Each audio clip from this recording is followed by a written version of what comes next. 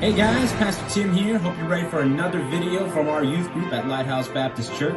If this is your first time watching a video or you're trying to catch up on a missed lesson, we hope that this video is a blessing to you and helps you grow in your relationship with Jesus Christ.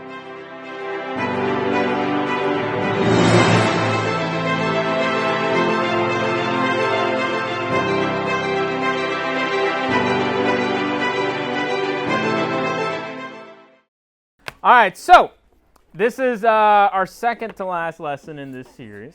All right, we've been going over the past couple weeks about choosing purity. We've been talking about ways to fight off temptation and other things like that. And obviously you can see from our title today, we're going to talk about choosing family first. All right, so choose family first. Now this is an important part in staving off immorality and fighting temptation, and it's an important part in helping you guys develop into what is to be young adults and adults in your own right.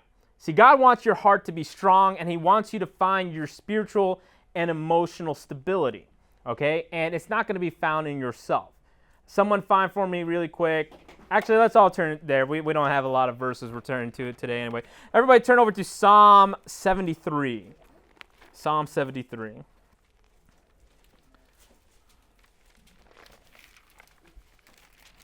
All right, and we're going to read verse 26.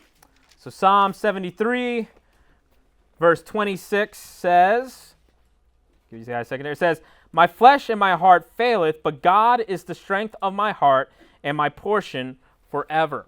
So in trusting in just in your own self, you're not going to find that spiritual and emotional stability. No, only God can offer that. And for now, a large part of that stability and strength will come from a good relationship with your family.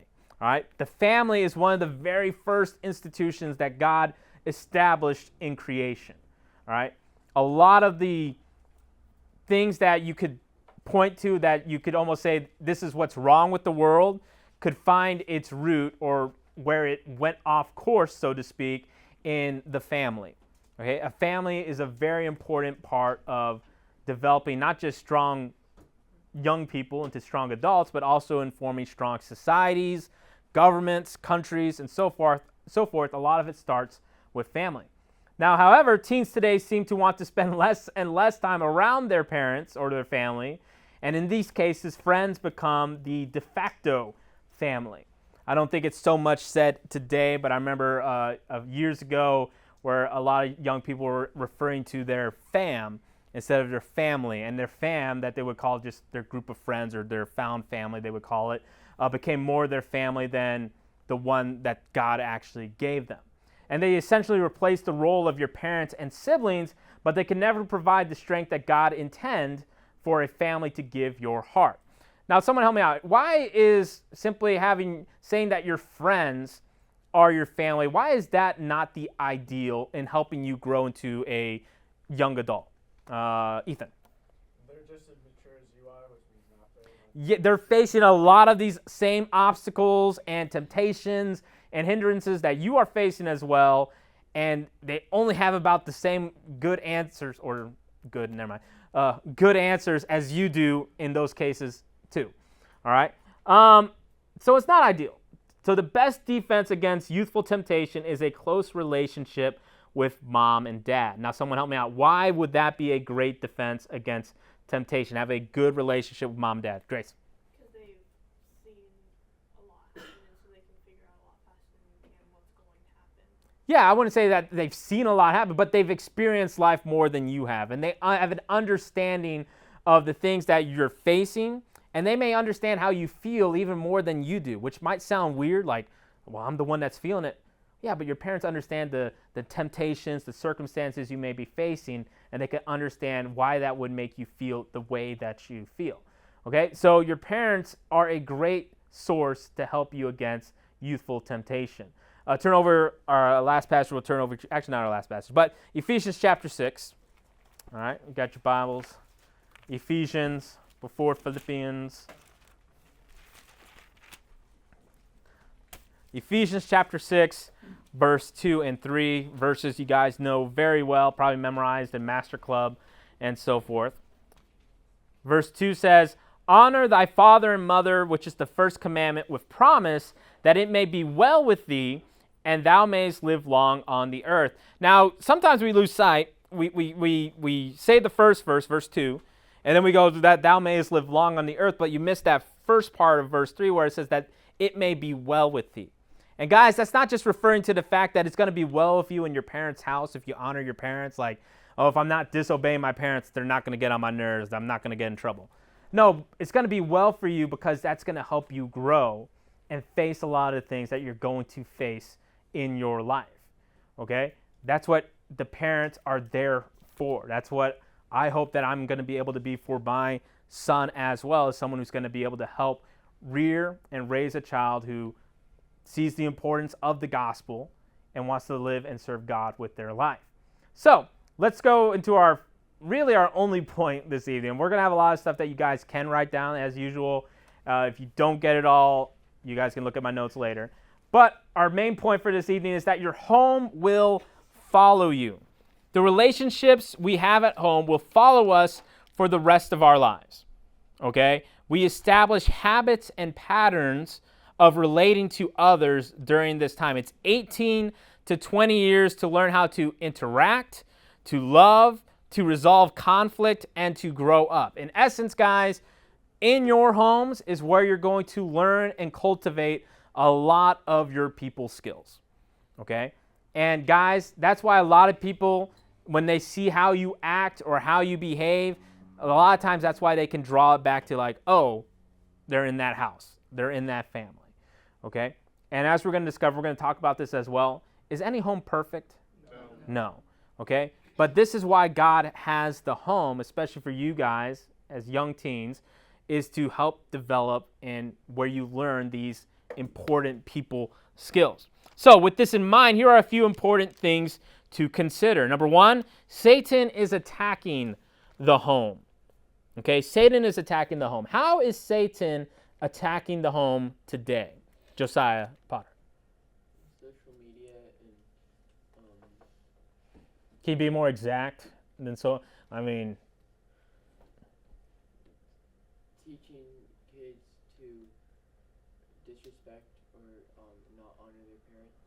yeah. So in general, social media is not what's doing that, but what somebody may allow themselves to be influenced by through social media, through music, through whatever form or method of entertainment you may have is definitely something that's going to affect you. If it's something negative, it's going to affect how you respect your parents. How else is Satan attacking the home today? Micah? Movies and stuff. All right, let's get off into entertainment for a while. We understand that. But let's think about this for a second. Yeah. Broken homes, okay. How do broken homes come about, though?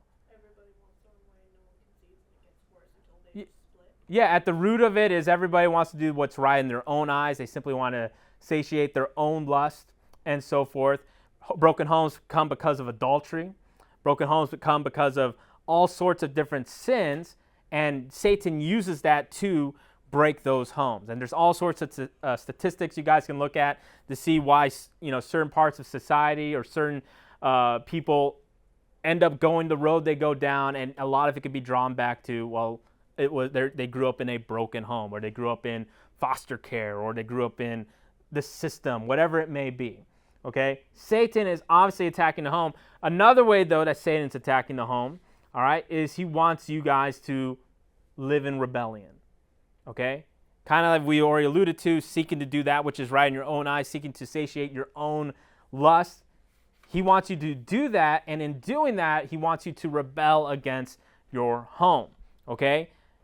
Guys, if the home wasn't so important to society, if the home wasn't so important, especially for Christians, to raise godly young men and women, in essence, discipleship, to make more disciples and more disciples. If the home wasn't so important to all that, Satan wouldn't bother so much in breaking up a home. Okay, that's why it's important. Our next one here is that we can look at many Bible characters who had rough home situations as well. As I alluded to, there is no perfect home. Okay, and I think I can safely say for most of you guys in here, this isn't the case, but someone could listen to this and be like, well, Pastor Tim, you don't understand the home I grew up in. or you don't understand what's going on at my house right now. Well, you know what? That's true. I don't know everyone's situation, but the fact of the matter is that we can even see in the Bible there are many people who did not have the most ideal home. But yes, no, not every home is perfect, but every home is still a learning environment, right? How many guys understand you can still learn as much from a bad example as you can from a good example? Okay, you can learn like, hey, I've known many people who have overcome their home situation as a child, which was not ideal. It could have been a bad home situation because they said, you know what? I know this is not the type of father I want to be for my child. Okay? A couple examples for you. Joseph. What was so bad about Joseph's home situation? If it's not obvious, Micaiah? His brothers wanted to kill him. Yeah. A lot of you guys may think that. Okay, and for one thing, guys, what does the Bible say about even just hatred in the heart? You're guilty of murder also. Be careful of how much you guys might think to yourselves, oh, I just hate my siblings. Okay, it may not end up like a Joseph situation, okay, but it's still not the correct way to live or interact with your siblings. Esau, what was Esau's less than ideal home situation? Gage. Brother let him starve. No, that's not it. Locke. He sold his birthright. No, I'm talking about his family situation. What was less than ideal about Esau's family situation? Joanna. Favoritism. All right. His parents had favorites. His mom, her favorite was Jacob. His dad, he was his favorite. Okay. Favoritism is not a good thing in the home either. Hagar and Ishmael, you guys know that they obviously did not have a great home situation as well. In fact, they were kicked out of their home at one point. And then there's many others you can probably think of. All right, so all because your home environment's not the best does not mean you cannot learn from it. Next one, how you treat your spouse or how you treat your parents will be how you treat your spouse as well. Okay? You'll treat your spouse how you treat your parents. If you are hateful, rude, selfish, rebellious, proud, irreverent, all right, not respectful, deceitful, or disrespectful now to your parents, you will be in the future unless you start making changes soon. Okay? Hope you guys understand that. Okay? The way you treat your parents or the way you treat those that are in your own home, it's going to come out in how you treat your spouse as well. Okay, so here's some questions to ask yourself. All right, I'm going to say more than I'm going to show on the screen, and that's fine. Okay, let me just put them all up here really quickly for those that want to write down. One question I don't have up there is, do I love my parents and show it? Many of you guys, I can ask, do you love your parents? You're going to say yes, but do you actually show your parents you love them? And I'm not talking about, oh, you write them a card on Mother's Day. Okay, that's the least you can do. All right? But do you show your parents you love them? Do you show your parents that you appreciate them? All right? Do you even say it? Okay? And that, at night before you go to bed, hey, Mom, Dad, love you, good night. At least that. Do you love your parents and do you show it? Am I considerate? How can you be considerate of your parents? Ethan. Respect their time. Respect their time. You think your wife in the future is going to appreciate if you respect her time? Yes. Okay, how else can you be considerate of your parents? Gigi. Just like do what they ask you without being rude about it.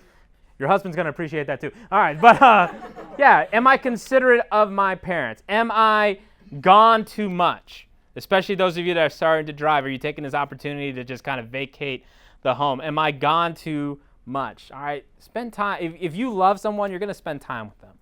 Okay? It's not a good sign either, right, Greg? Okay, pay attention, guys. It's not a good sign either when you guys are married that you're gone too long from your spouse.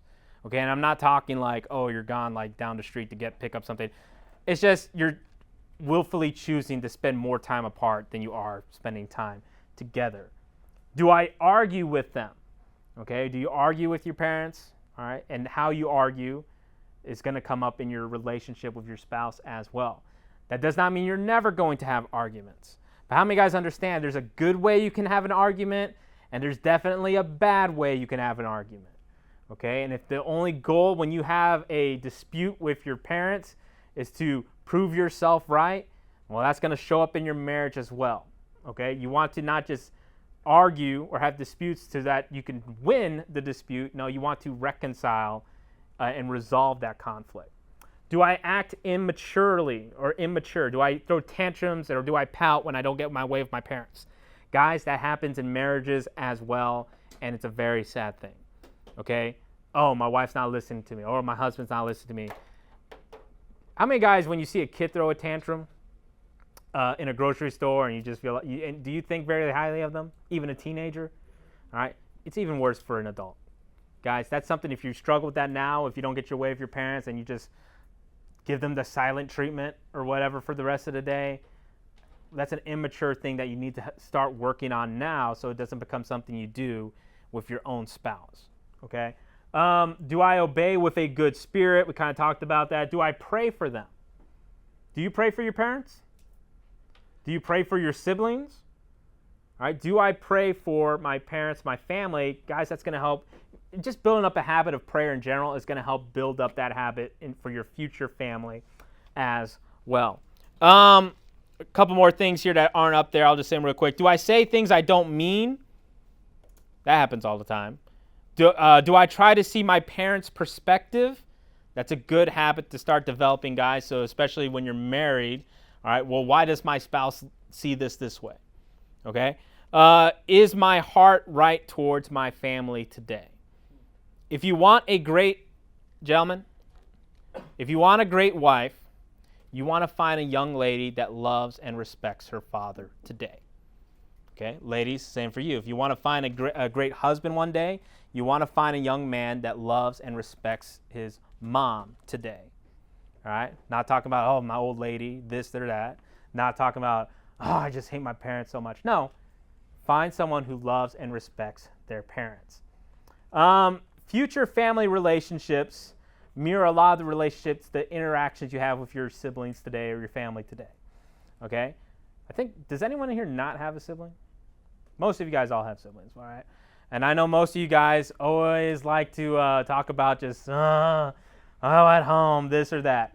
Guys, like I said earlier, this is where you're developing those people skills, and these are going to be things that you're going to carry into your marriage as well. And I hope you don't handle conflict the same way with your wife or husband as you do with your siblings today.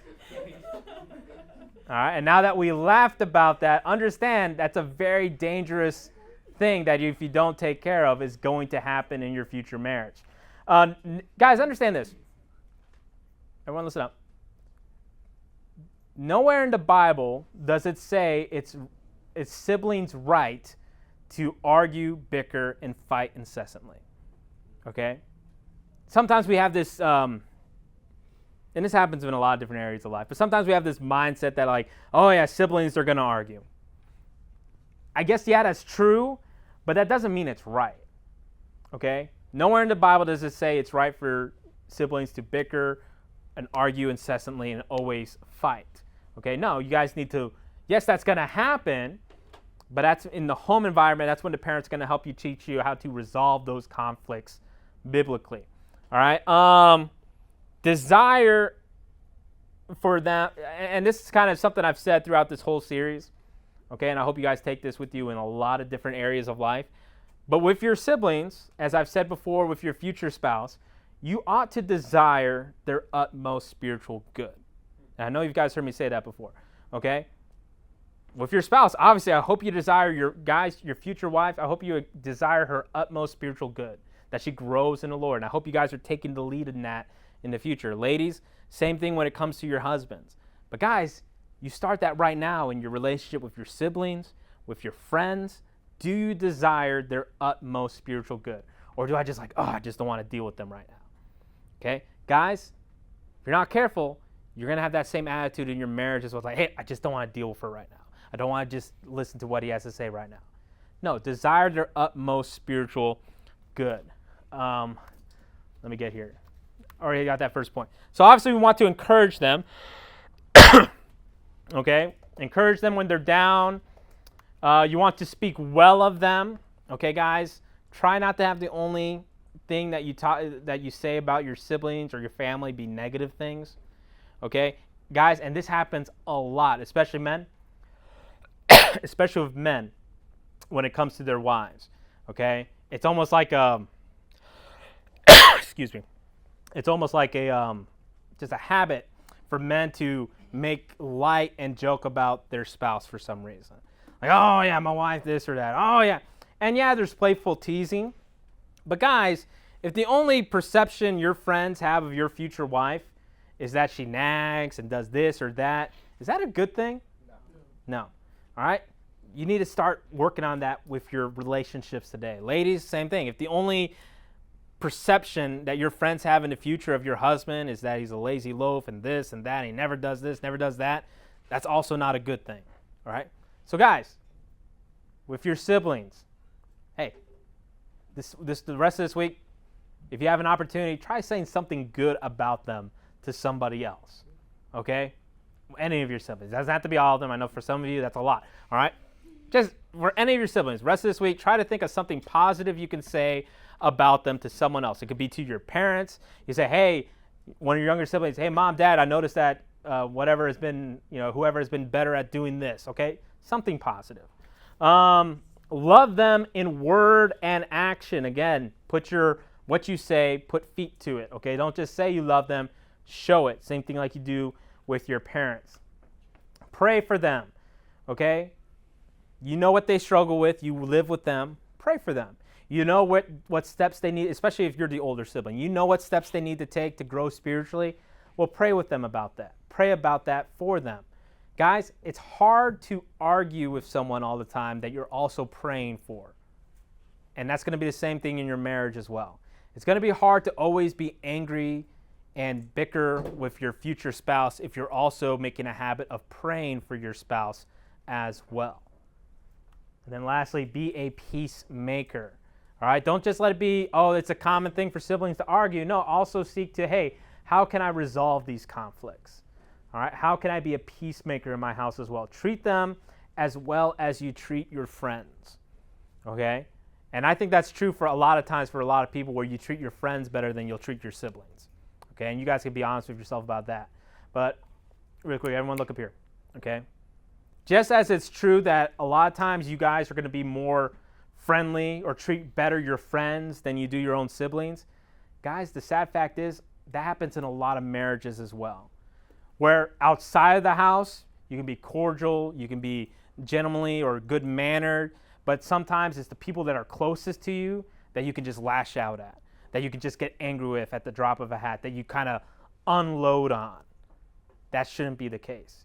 You shouldn't just treat your siblings today as well as you treat your friends. You should treat them better.